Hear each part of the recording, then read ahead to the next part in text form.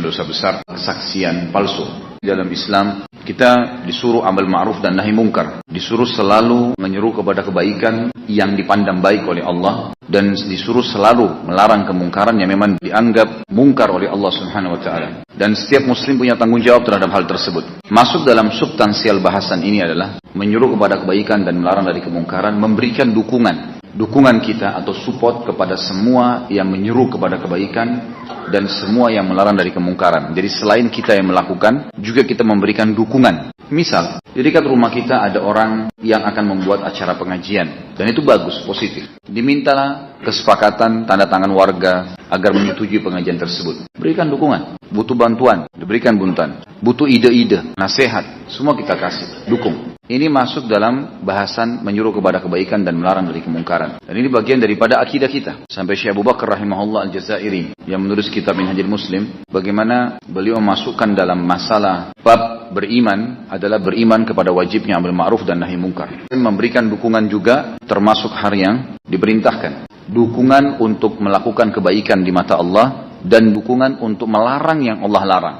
Kalau kita memberikan dukungan, secara tidak langsung sebenarnya kita sedang memberikan kesaksian. Dan kesaksian dalam Islam sangat ditekankan dan merupakan ibadah tersendiri. Banyak hal di dalam agama kita yang membutuhkan saksi. Seperti kasus adanya seseorang yang menuduh orang lain melakukan pelanggaran agama. Maka dalam Islam harus dia bisa mendatangkan 4 orang saksi. 3 selain diri dia sendiri. Kalau tidak, malah dia yang kena hukuman. Ada orang minum khamar, kelihatan oleh seseorang. Lalu dia mengatakan, saya melihat si fulan minum khamar. Kalau dia muslim terpercaya, maka kesaksian diterima. Dan ini bagian daripada ibadah. Siapapun yang berbuat kesalahan, lalu kita lihat, kita wajib memberikan kesaksian. Nggak boleh diam. Ada satu keadaan di mana ulama mengatakan boleh seseorang itu diam. Dia tidak memberikan kesaksian kalau dia lihat mudaratnya lebih besar. Betul-betul dia kalau ada saat itu nahi mungkar, maka akan mendatangkan efek lebih besar. Maka dia berusaha menasihatin dengan cara dia sehingga dia tidak perlu mengeksposnya. Tidak perlu menggunakan orang ketiga. Jadi kesaksian ini diperlukan. Dalam agama juga ada.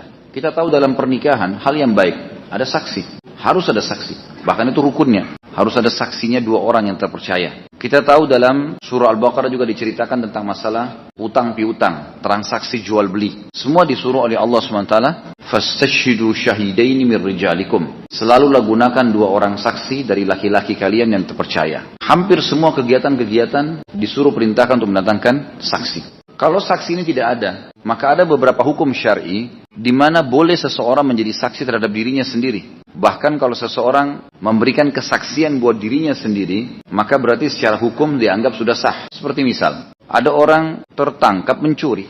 Lalu dihadirilah dia, ditanya, apa kau mencuri? Dia jawab, iya, saya mencuri. Kesaksian untuk dirinya sendiri. Maka berarti hukum sudah berlaku. Ini seperti datangnya beberapa orang sahabat yang pernah berzina, memberikan kesaksian terhadap dirinya sendiri. Saya berzina ya Rasulullah, hukum saya. Saya berzina ya Rasulullah, sucikan saya. Jadi memang mereka memberikan kesaksian, ini diterima. Kalau dia memberikan kesaksian diri dia sendiri. Atau dia memberikan kesaksian dari diri dia sendiri, tapi khusus di bab suami istri. Misal, kalau ada seorang suami curiga dengan istrinya, melakukan perbuatan zina. Tapi memang kecurigaan ini diikuti dengan bukti-bukti. Dia tahu, dia lihat dengan mata kepala. Tapi tidak ada saksi lain. Khusus suami istri. Bagaimana caranya? Ini namanya ada li'an. Saling melaknat satu sama yang lain nih. Di zaman Nabi Muhammad SAW telah datang seorang laki-laki lalu berkata, ya Rasulullah, istri saya nih selingkuh dengan laki-laki lain. Dan saya lihat. Lalu kata Nabi SAW, tanya istrinya, apa kau lakukan? Dia bilang, tidak ya Rasulullah. Ini suami saya dusta. Ribut nih 2 orang di hadapan Nabi SAW. Yang satu mengatakan pasti, yang satu mengatakan tidak. Nabi SAW mengingatkan, sebelum kalian menggunakan hukum li'an, li'an ini satu sama yang lain saling melaknat. Nanti akan saya sebutkan caranya. Dan ini yang diperintahkan dalam agama. Bukan seperti kita di Indonesia ada sumpah pocong. Itu nggak ada. Dipakein kain kafan, dibaca surah Yasin, kemudian disuruh dikutuk. Ini tidak pernah ada sunnah dari Nabi SAW. Tapi yang ada li'an ini. Maka Nabi SAW ingatkan, hati-hati loh. Azab di akhirat lebih berat. Di dunia ini ringan. Hanya sekedar kebongkar, kedok, bertaubat pada Allah. Orang-orang tahu kalau dia sudah taubat, tidak ada masalah. Lebih baik begitu daripada ngotot dengan kesalahan. Suami diingatin, istri diingatin. Tetap dua-duanya ngotot. Suaminya bilang, ya Rasulullah dia selingkuh. Istri mengatakan tidak, dia dusta. Maka Nabi SAW mengatakan, baiklah, kamu suami, tidak punya saksi, nggak punya saksi. Sekarang kamu ucapkan 4 kali, bersumpah atas nama Allah. Saya bersumpah atas nama Allah, kalau istri saya ini selingkuh. Begitu terus sampai 4 kali diucapkan sama dia. Dan yang kelima, dia mengatakan, laknat Allah menimpa kalau saya dusta. Lalu Nabi SAW pindah ke istrinya. Kamu sekarang sumpah. Demi Allah, dia bohong. Tuduh suaminya. Demi Allah, dia bohong. Demi Allah, dia bohong. Demi Allah. 4 kali. Yang kelima, murka Allah akan datang pada saya kalau saya dusta. Kejadian ini sangat besar di zaman Nabi SAW. Karena rupanya dua-duanya ini saling mempertahankan pendapat. Karena takut malu. Gitu. Setelah sumpah tersebut terjadi, maka Nabi SAW mengatakan, demi Allah, pasti seseorang di antara kalian berdusta. Setelah itu, di sini keluar sebuah hukum. Kalau terjadi li'an seperti ini, saling melaknat ya, menuduh, baik si suami yang menuduh kayak tadi kasus sahabat ini, atau istri yang menuduh suaminya, tidak punya saksi. Dia boleh bersumpah dengan cara tadi. Tapi permasalahannya, setelah li'an, mereka akan terceraikan abadi. Nggak ada lagi istilahnya rujuk. Ini cerai abadin. Maka Nabi SAW dalam hadis Bukhari dikatakan menceraikan mereka selamanya. Keduanya ini dipisahkan selamanya. Lalu si mantan suami ini berkata, ya Rasulullah, mahar saya pernah bayar mahar. Kata Nabi SAW, maharmu telah terbayar dengan kau menghalalkan kemaluannya. Sudah selesai. Selama dia jadi istrimu, kamu sudah menikmatinya. Maka berarti sudah selesai mahar kamu di situ. Lalu dipisahkanlah oleh Nabi SAW. Nah, kalau terjadi proses ini, maka boleh diterima kesaksian salah satunya.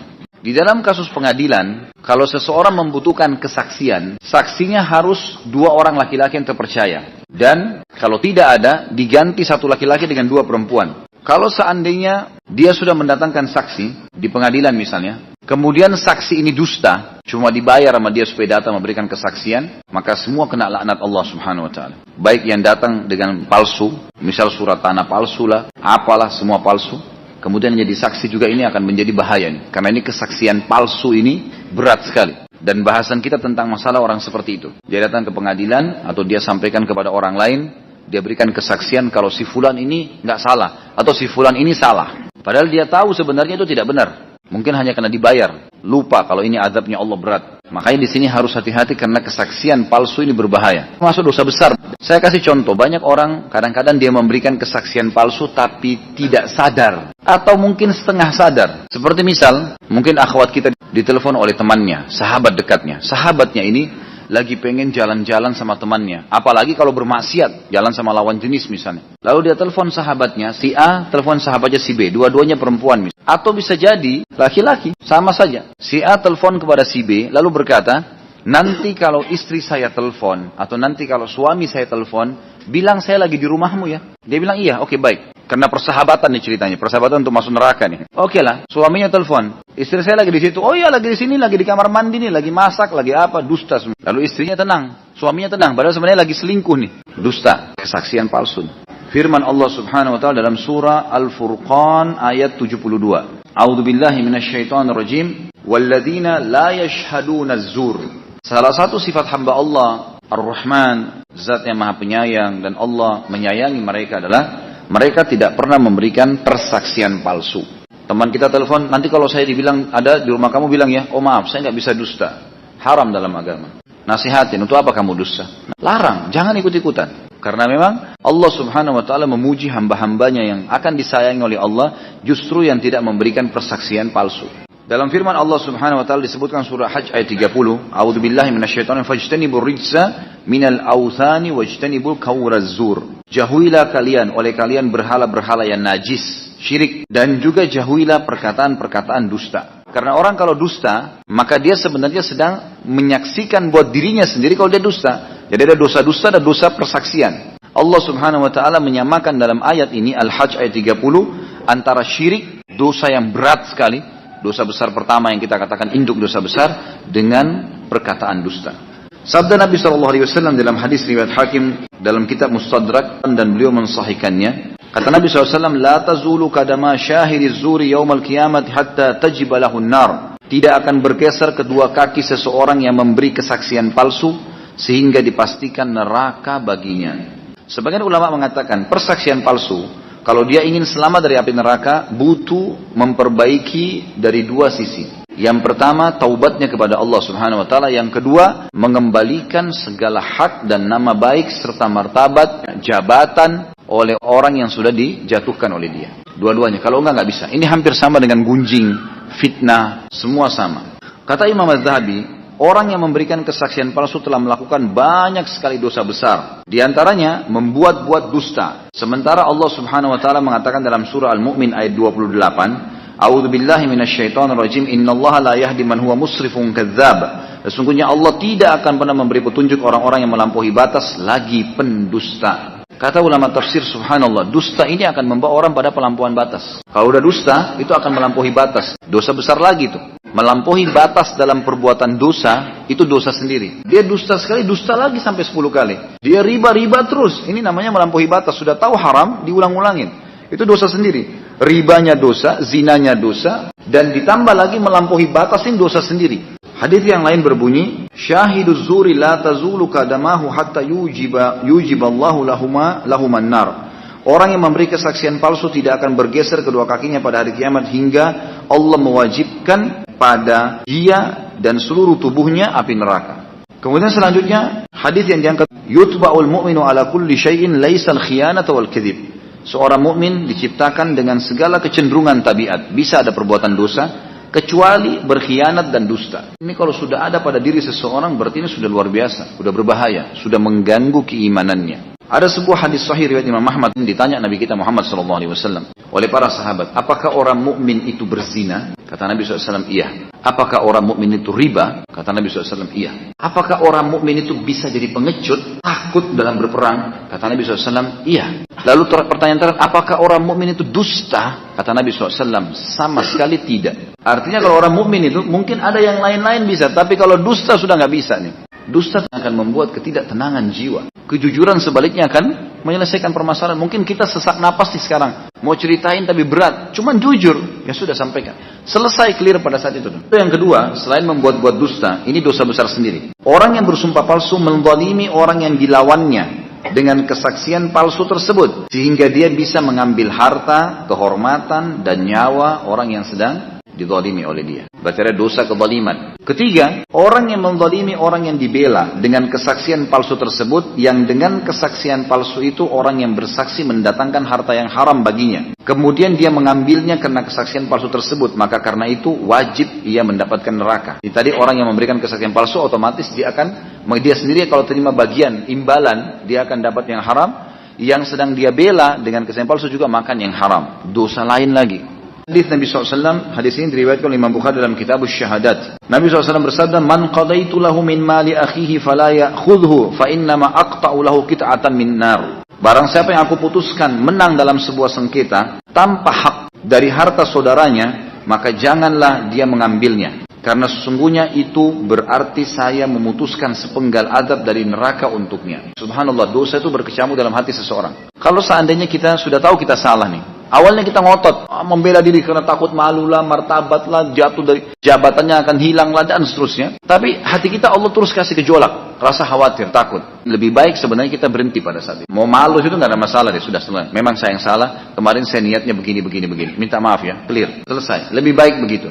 Daripada kita paksakan, karena kalau dia paksakan selain dosa-dosa bertumpuk, dipastikan nanti akan menjadi penyebab dia masuk dalam api neraka. Ada orang-orang yang kalau dia berbuat salah sama orang lain, Allah masih berikan kesempatan dia untuk bertaubat. Dengan cara misal dia minta maaf sama orang yang sedang dia zalimi. Lalu orang zalimi itu memaafkan. Tapi ada orang subhanallah karena dia niatnya buruk, sampai dia kejar-kejar pun orang yang terzalimi dan dia tidak mau. Atau mungkin hilang orang itu, nggak ada lagi. Sehingga dia sulit untuk membersihkan dosanya. Dan ini berbahaya buat dia.